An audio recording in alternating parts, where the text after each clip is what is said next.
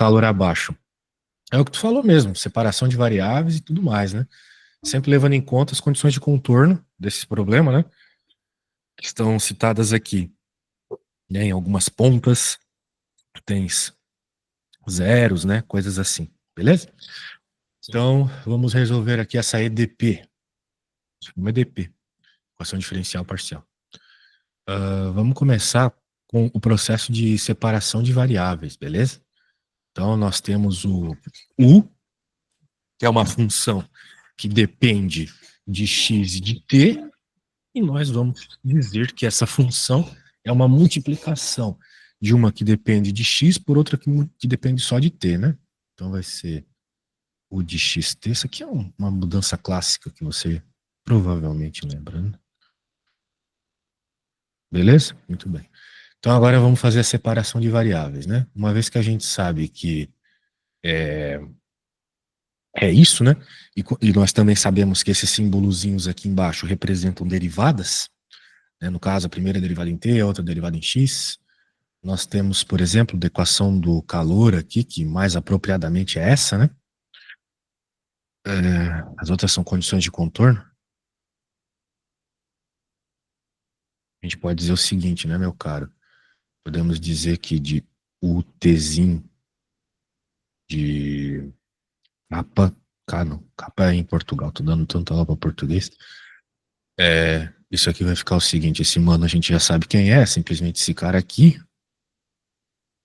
só que é a derivada parcial em t. Então, vai ter a linhazinha aqui, certo? Sim. Ah, muito bem. Ah, muito bem. E tu sabe como é que vai ficar do outro lado?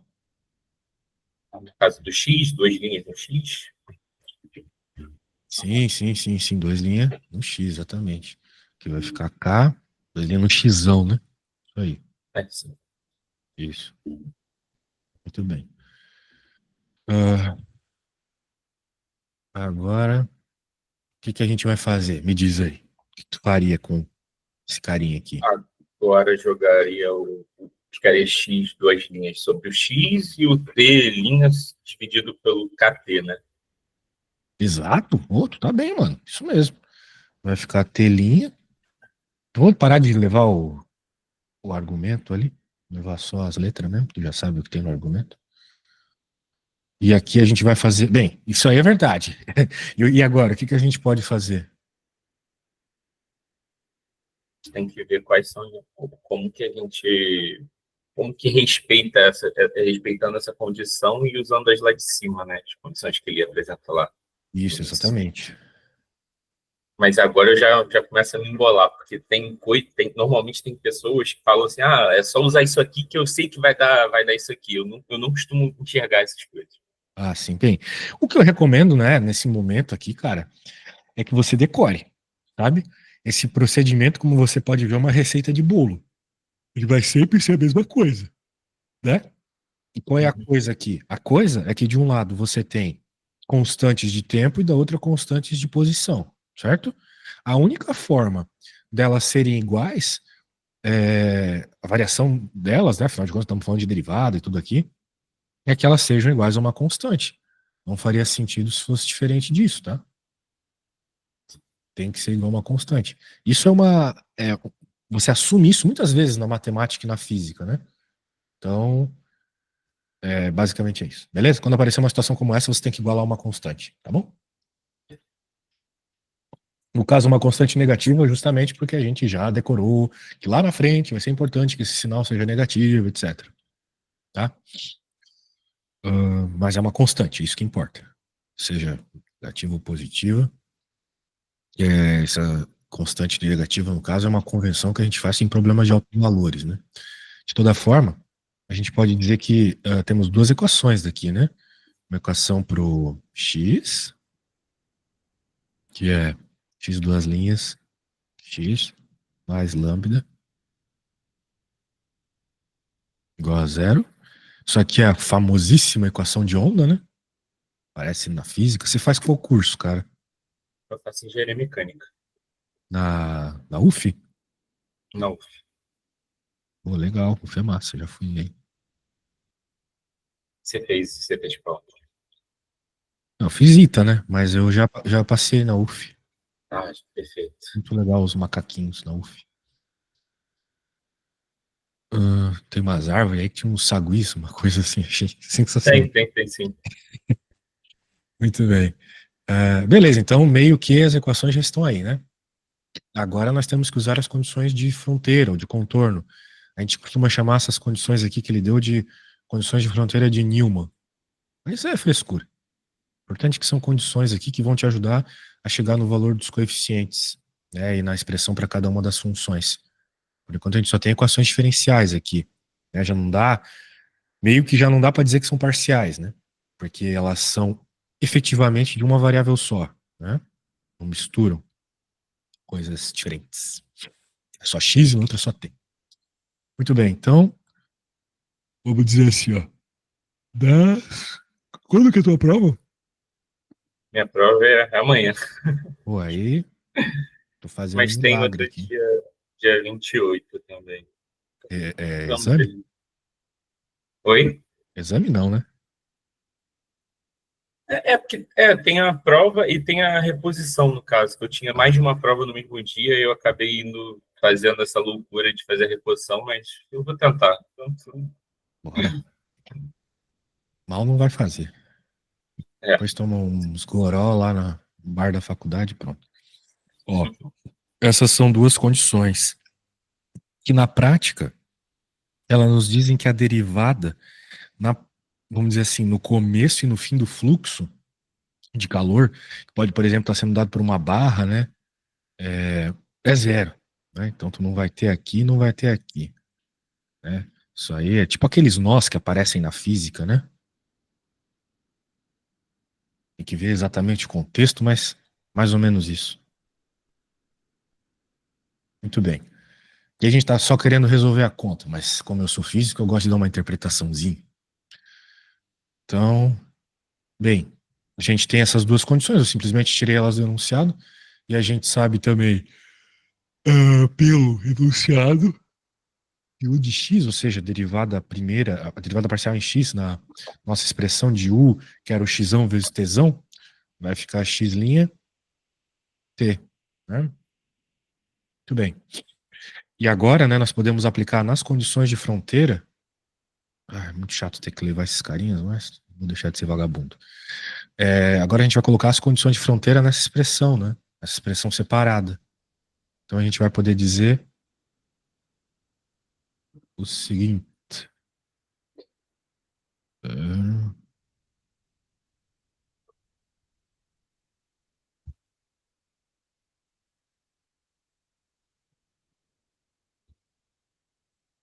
né? Porque a gente tem posição zero e tempo livre, né? Então nós temos essa primeira expressão. E a segunda expressão, obviamente, vai ser com Lzão, tempo livre.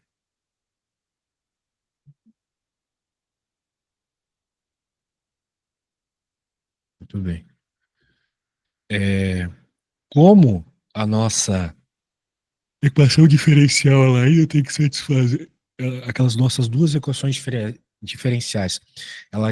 Elas ainda têm que satisfazer essas condições de contorno. Nós podemos pegar essas condições de contorno explícitas aqui e colocar lá naquela equação diferencial. Me diz uma coisa, alguma dúvida sobre o que aconteceu aqui? Não. Basicamente, né, eu disse que esse cara, ele não pode ser zero, porque ele é livre, né, ele tem o valor livre, então seria meio que uma condição trivial, né, aquelas mesmas condições triviais da álgebra. Então, quem tem que ser zero são esses caras, né, porque eles que estão específicos num lugar, certo? Então, é isso. Agora, a gente tem que pegar isso e colocar lá na equação diferencial, claro que envolve o x, né, porque nós temos informações sobre x aqui. Então, na EDO do X. Ah, já vou escrever ela de novo.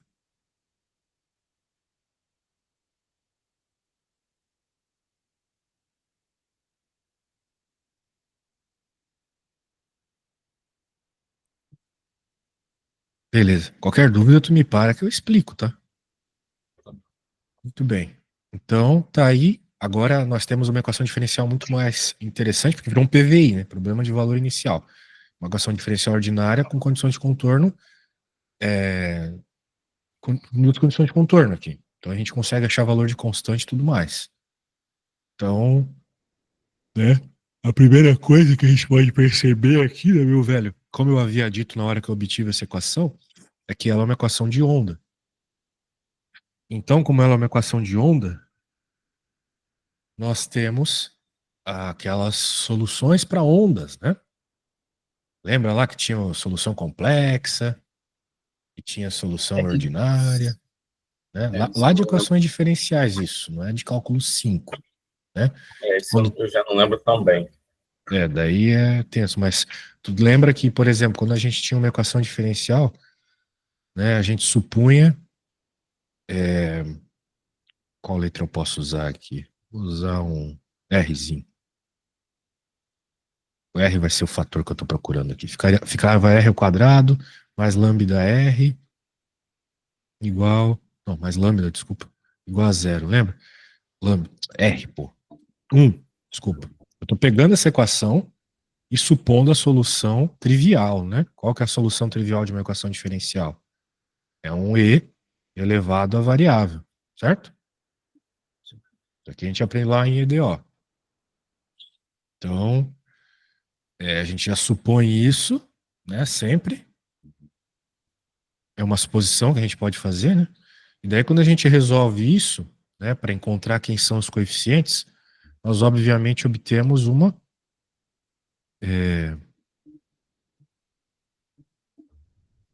coisa desse gênero, certo? Ou seja, uma solução imaginária. E daí, quando nós temos uma solução imaginária, a gente pode usar aquela equação de Euler. Acho que você lembra dela, né?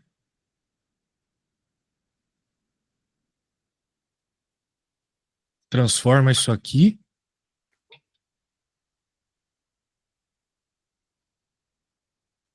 Ah, tinha um lambda aqui, né? Tinha esquecido. Então vai ficar lambda aqui. Então vai ficar lambda aí. Coisa de ensino médio, né? Isso aqui é Bhaskara. Né? O que eu resolvi aqui foi Bhaskara, beleza? Bhaskara. Que na verdade, é a equação quadrática. Bhaskara a gente só chama no Brasil.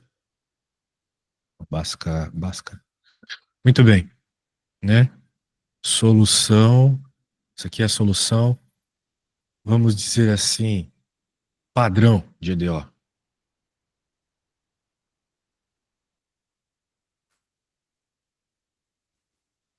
Que, como quando a pessoa está com o olho treinado, já vê que isso aqui é uma equação de onda, já sabe que isso aqui, né, pela própria equação de Euler, né, é, vai virar, isso aqui, olha só. A cosseno de, eu vou chamar assim, ó, mi x, porque isso aqui é a raiz de lambda, certo? Eu tirei só o -1 para fora. Vou fazer bem passo a passo aqui, bem matematiquinha do ensino médio. Ó. Então vai ficar mais ou menos i raiz de lambda. Eu até tinha esquecido aqui, que Zé Mané que eu sou. Que cada detalhe, né? Esse aqui é um detalhe que a gente joga assim, decoreba. Daí eu vou chamar de mi x aqui e vou chamar de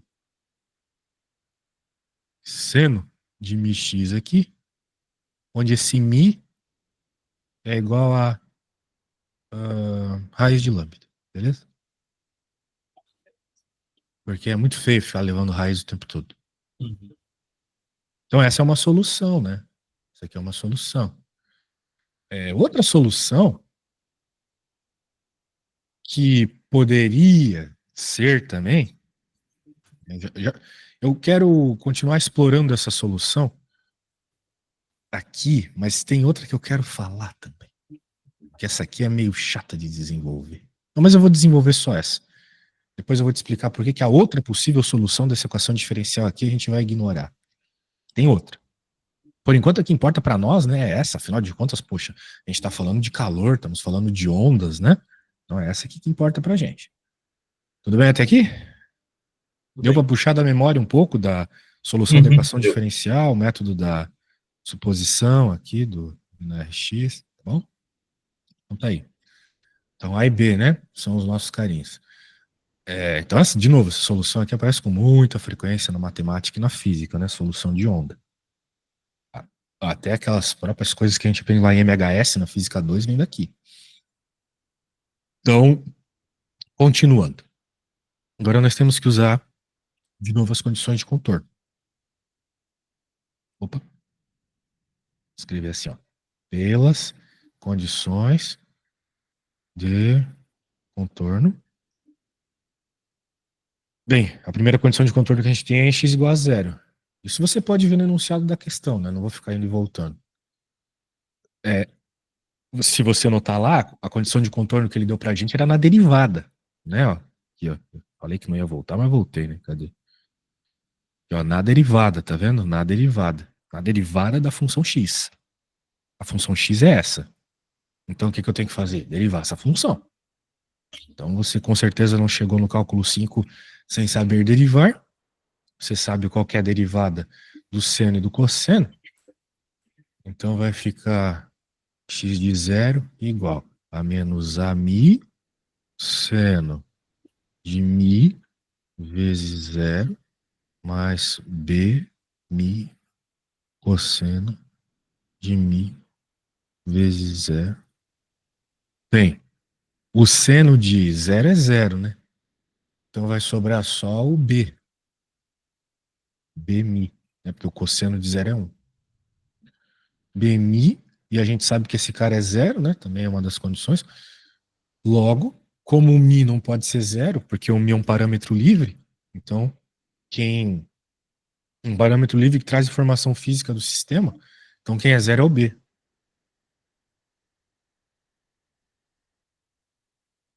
Tá bom? Vamos lembrar que o mi era o lambda, a raiz de lambda, que por sua vez era um elemento da equação diferencial que não pode ser zero, né? Senão a equação perde toda a característica de onda. Ok? Muito bem. Então, o que vai acontecer? Se o B é zero, significa que esse cara aqui morre, né? E a nossa equação diferencial vai ser só isso.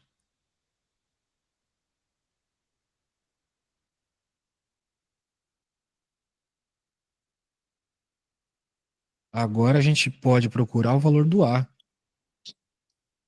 Nós sabemos a condição em x é igual a L.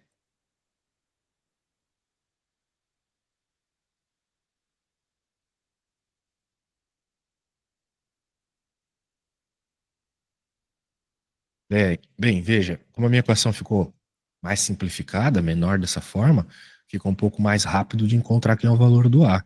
Eu vou ali no x do cosseno, né, e substituo. Então, mas vamos lembrar que tem que pegar a derivada disso, né? Derivada do cosseno é menos seno, etc. Aquela história toda. Vai ficar seno de μl, né? Porque a informação que eu tenho sobre xl também é da derivada. Se você notou lá o que eu fiz aquela hora, você lembra disso. Também está no teu enunciado da questão. Então, beleza. Agora, o que acontece? Né? Obviamente, o A não pode ser zero, porque se o A fosse zero, a gente teria a solução trivial. Se o Mi for zero, a gente nem começaria a equação diferencial. Então, quem que tem que ser zero? Né? Lembrando que isso aqui tudo é zero, né? Que é o que está lá no enunciado. Quem tem que ser zero é o seno. Concorda comigo? Faz sentido o que eu estou falando, mano? Tá. Então, seno de μl é igual a zero. Muito bem. Bem, se o seno de μl é igual a zero, significa que eu posso controlar o que faz esse seno dar zero, né? Porque não é qualquer coisa que zera o seno, né? São valores muito específicos que zeram o seno, a função seno em si. A gente aprende lá no ensino médio. Nós sabemos que quem zera o seno são múltiplos de π, ou seja, nπ, né? Se você jogar na calculadora o seno de 1π, seno de 2π, né? N sendo números inteiros, claro. N pertence aos naturais, vamos dizer assim. Nós estamos preocupados só em soluções positivas aqui. Então, 1, 2, 3, 0 também vale. Seno de 0 é 0, né? Seno de π é 0, seno de 2π é 0, seno de 3π é 0, e assim vai. Então, significa, olha só a mágica acontecendo aqui, mano. Significa que na prática, esse cara aqui que está zerando o seno tem que ser NP. Senão ele não ia zerar o seno. O seno só é zerado em múltiplos de π. Beleza? Sendo assim, eu posso até encontrar, vamos dizer assim, uma expressão para o Mi. Uma vez que o L é fixo, né? Afinal de contas, o L é o tamanho da barra. Está calculando ali o calor de modo geral. Então eu posso dizer que esse Mi ele tem várias possibilidades de resposta, né? Pode ter vários valores, pode assumir vários valores, que vão ser sempre múltiplos de π sobre L, né? Para ficar mais claro. Onde esse N pode ser 1, 2, 3, 4, é 0 também. Todas essas possibilidades aqui causam soluções para a nossa equação diferencial. A equação diferencial do x, no caso. Muito bem. Então, supostamente, né, essa é a nossa solução. É a solução que vai nos trazer a resposta aqui. Só que tem um detalhe. Será que o zero pode? Né?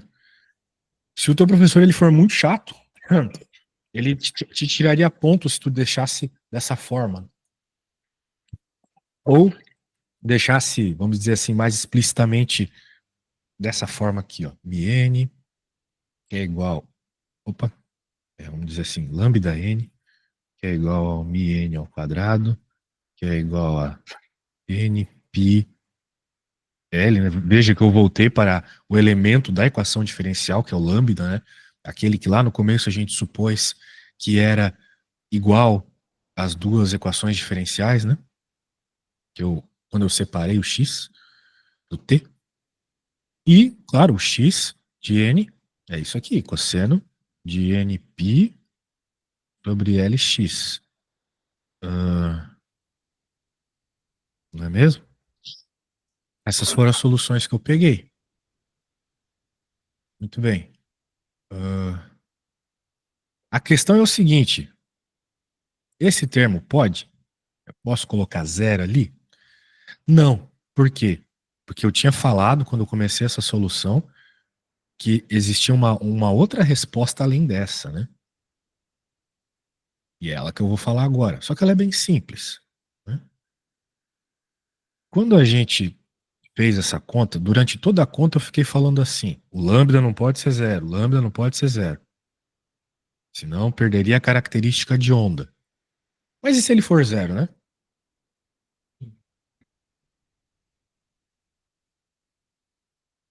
Vou até deixar claro que eu estou trabalhando aqui esse lambda diferente de zero, ok? Agora, se o lambda for zero, perdendo assim a característica de onda, essa nossa equação vai ficar muito simples, né? Vai ficar simplesmente x duas linhas igual a zero. Que se você integrar duas vezes aqui, tenho certeza que você sabe integrar, vai ficar com a mais bx, melhor dizendo, né? Note que esse a e esse b não são os mesmos a's e b's da outra conta, né? Posso até chamar de c e d, para que você não fique confuso. Só que daí nós temos as condições de fronteira de novo, né? Que diz que a derivada em zero é igual à derivada em L, que é igual a zero. Claro que se você jogar esses valores ali, isso pode ficar como um exercício para você. Você vai chegar que D é igual a zero, tá bom? Só substituir os valores ali, você vai perceber isso. E se o D é zero, então vai significar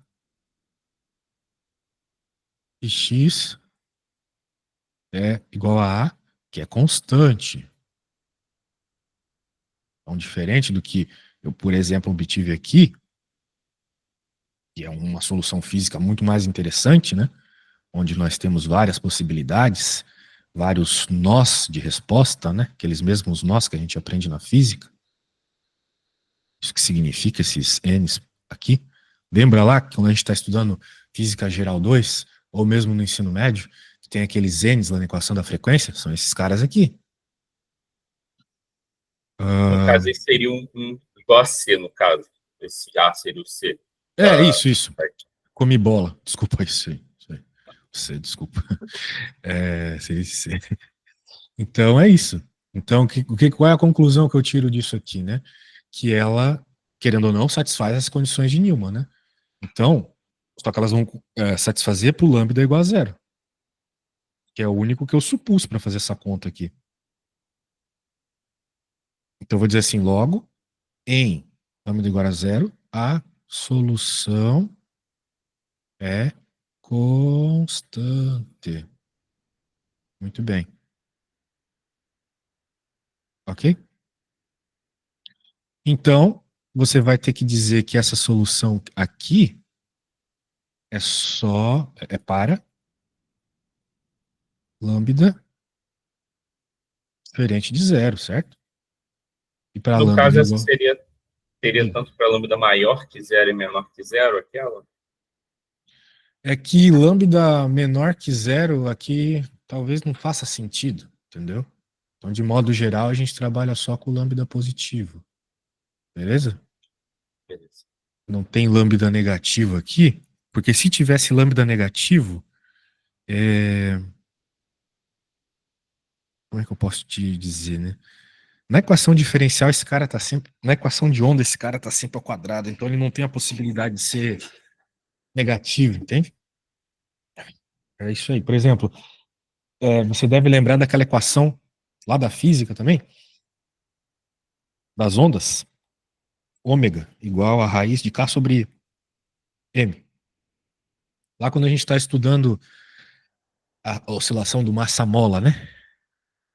Bem, esse cara, ele sai, imagine só, dessa expressão aqui, olha só, que é o mesmo que a gente estava trabalhando agora há pouco, certo? Só que daí, quem que é esse cara? Esse aqui é a aceleração, está sempre multiplicado pela massa. E esse aqui, né? Vamos dizer assim, a expressão fica desse jeito, mas ela surgiu de onde? Ela surgiu da segunda lei de Newton.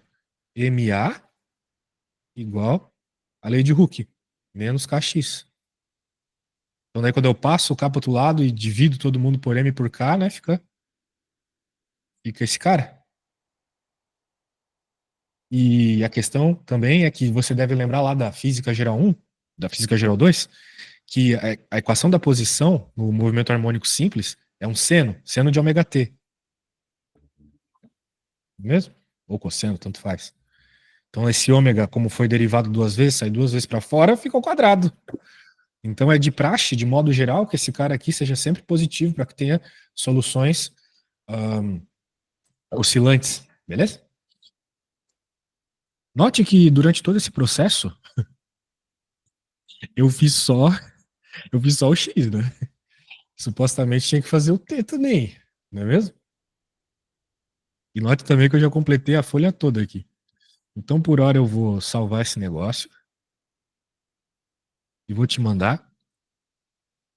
Eu já vou começar a próxima parte, né, dessa primeira questão. E só que eu preciso ir no banheiro rapidinho, beleza? Tá Então, bom. enquanto isso, aí dá uma respirada, ver se entendeu tudo que eu falei ali. Que agora vai ser de novo bem parecido, né? Você já sabe mais ou menos os passos. Vai ser um pouco mais fácil. E daí a gente continua. Só um instante.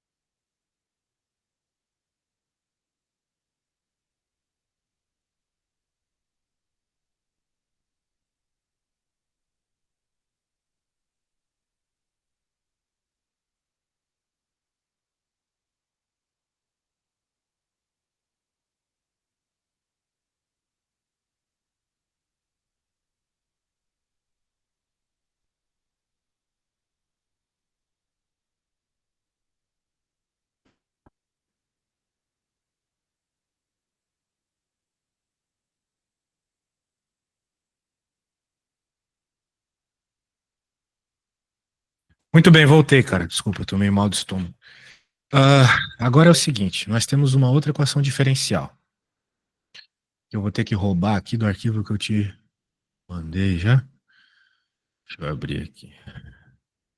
A outra equação diferencial era esta.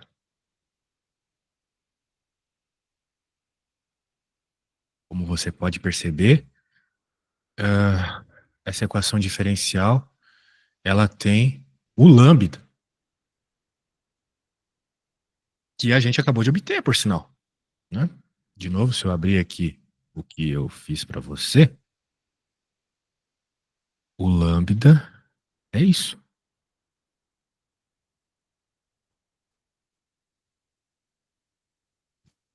Oh, por que eu não trouxe o lambda junto? Deixa eu pegar aqui. Lambda n, né?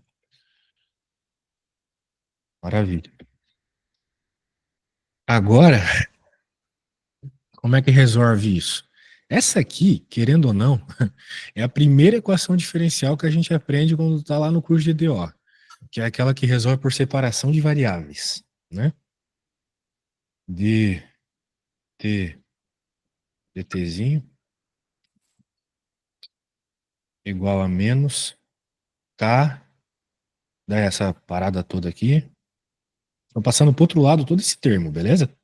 Matematiquinha básica aqui, não tem nada a ver com cálculo no momento, né? O que é isso aqui? Separação de variáveis. Esse termo todo vem para baixo, ou só o T vem para baixo, tanto faz. A constante fica lá do outro lado, né?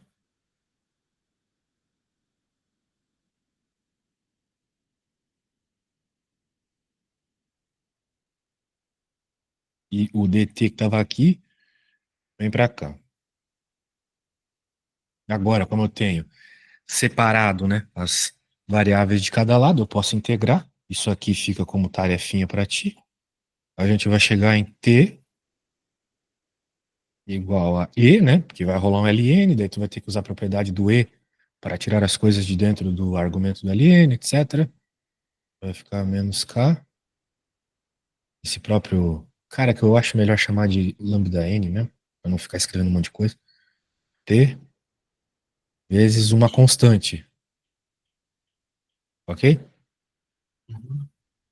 Vai ficar isso. Eu vou colocar n aqui porque, de novo, né? O lambda é um parâmetro que pode ser controlado, né? Ele é controlado pelo valor do n. Isso aqui é um n, tá? Ah, então, agora a gente pode completar a conta aqui. Eu tenho alguns passos, né, para completar. A gente pode lembrar que o que nós estávamos procurando era essa expressão aqui. E eu tenho esse termo que é o t, então eu posso colocar ele aqui. Porra, isso aqui vai ficar apertado. Esse termo aqui.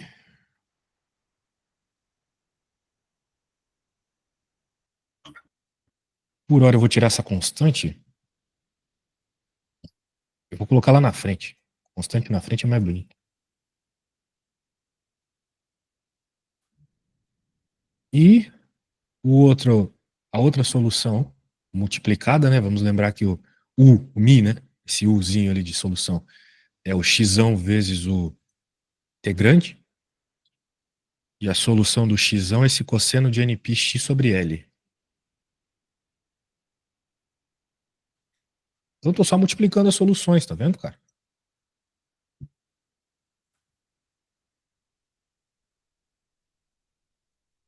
E para que a solução fique completa, né? Uma vez que nós temos contadores, algo tem que contar, né? Que é o somatório. Tanto é que a gente fala que essa aqui é a solução completa via soma dos modos. Modo de cada possibilidade aqui, né? Todas as possibilidades estão aqui. Muito bem. Só que a gente ainda tem uma condição inicial, né? Não usamos. Se a gente voltar lá, temos essa condição inicial aqui, olha só. quase esquecida. Tá lá na tua folha. Opa. Bem. Bem, então agora, né, a gente pode comparar isto com a coisa que a gente acabou de obter. Coisa que a gente acabou de obter tem cosseno. Legal? Tem L embaixo, tem π. Muito bem. Vamos lembrar que tudo isso aí que eu acabei de falar, né, está sendo relacionado com o fato de quando o tempo é zero, né? Então, o start aqui da coisa. Então, vamos colocar tempo zero na nossa expressão.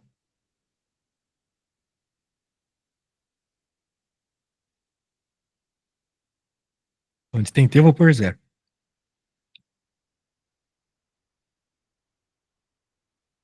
Cara, que conta longa, hein? E eu juro que eu não tô te enrolando, hein? Tô fazendo o mais rápido que eu posso. Ah, então, no lugar do t aqui, eu posso apagar, que é o tempo, que é zero, né? Apagar não, colocar um zero ali. E a gente sabe que quando a gente eleva um e a zero, ele vira um, né? Tudo nele vira um. Então, na prática, essa solução aqui virou a série do n igual a zero, cosseno de nπ sobre Lx. Muito bem. Veja quem é esse cara. Esse cara é o mi. É u. Estou usando o mi onde não é. É u. É u. U x0, né? A expressão que o problema nos pedia para obter. Então, supostamente, esses dois caras são iguais. Estamos falando da mesma coisa. O problema é que eu esqueci de escrever aqui, mas tem uma constante. Tem o Cn. Também depende do contador. Né? O Cn tá aqui, eu só tinha esquecido de trazer ele. E agora, o que a gente vai ter que fazer então? Comparar essa solução específica, que é o cosseno 3π sobre Lx,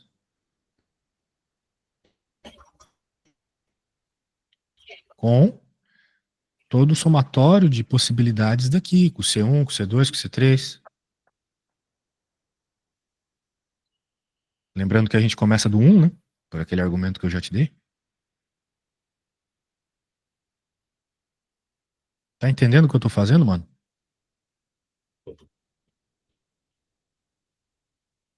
Aí, no caso, vai descobrir o que é o C1, né? Isso, estamos procurando a constante, né? Exatamente. Então, né, claro, a gente vai somar todo mundo aqui. E o que acontece é que, por exemplo, e tem um detalhe, né? Aí que tá. Talvez tu até poderia ter me corrigido, eu teria te achado top se tu tivesse dito isso. A solução, ela começa, as soluções, elas começam no zero, no n zero, né? E eu falei para você aquela hora que o n zero era 1, não é mesmo? Ou melhor, eu falei que era uma constante a solução. Eu deixei bem claro que era uma constante. Né? Quando o lambda é zero, a solução é constante. E o lambda depende de n, né? Então, se o n for zero, o lambda é zero, solução constante. Note o que acontece. Olha só que interessante. O que acontece com o n zero aqui? Né? Eu não coloquei ele, mas poderia ter colocado, né? Eu vou até colocar aqui. Colocar ele aqui embaixo. Vou colocar uma linha só para ele aqui. C0 cosseno de 0π sobre Lx, né? Mais C1, C2, C3. Olha só que legal que aconteceu quando deu zero aqui. Zero, zerou todo mundo, certo? E ficou só o cosseno de zero, que é uma constante, não é? Em especial, é, nós precisamos de um valor para essa constante, né? Lá em cima eu não deixei muito claro qual que era o valor da constante, né? Mas o valor dessa constante é 1, beleza? Você pode desenvolver a conta lá, aquela parte do C mais DX, você vai chegar que é 1, tá bom? Então, nós vamos usar isto aqui, né? Mas frescura, são detalhes, como eu falei, a parte importante está nas oscilações. Então, vou ter que dizer logo, isso aqui ficou cosseno de 3π sobre L x igual a 1 mais, vamos lá para não me perder, né? Tô falando muita coisa aqui. A gente compara as coisas, né?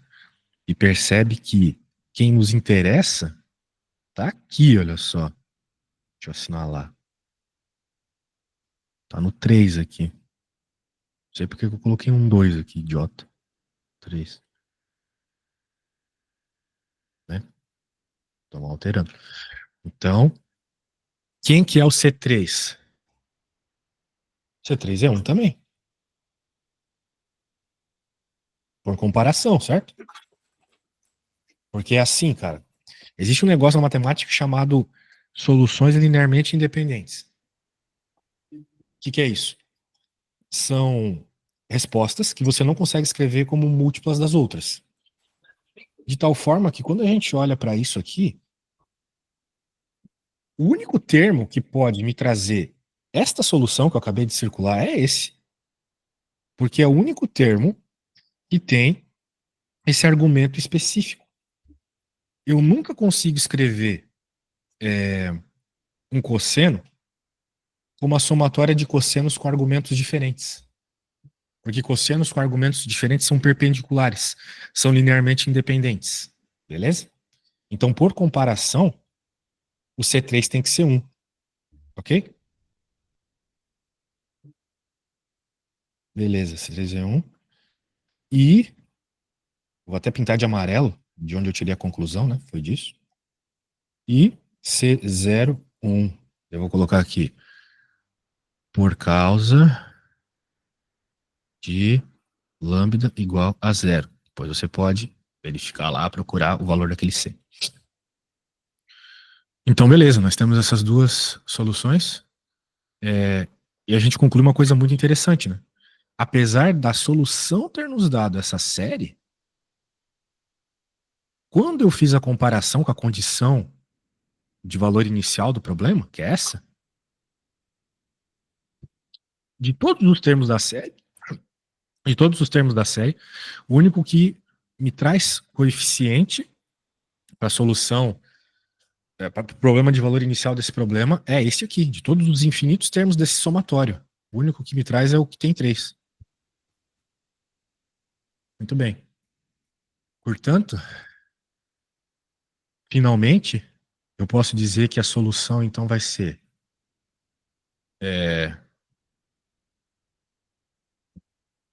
o C3, que é 1, né? Posso colocar 1. E na menos K lambda 3, porque é o único que, de novo, tem solução aqui na parada. Cosseno de 3π L x. Note, eu de fato joguei fora todos os outros. Todos os outros eu tive que jogar fora. Porque eu concluí que todos esses coeficientes aqui são zero, cara. Isso é zero, isso é zero. Todos os outros vão ser zero. Para que isso aqui seja verdade, todos os outros têm que ser zero. Beleza?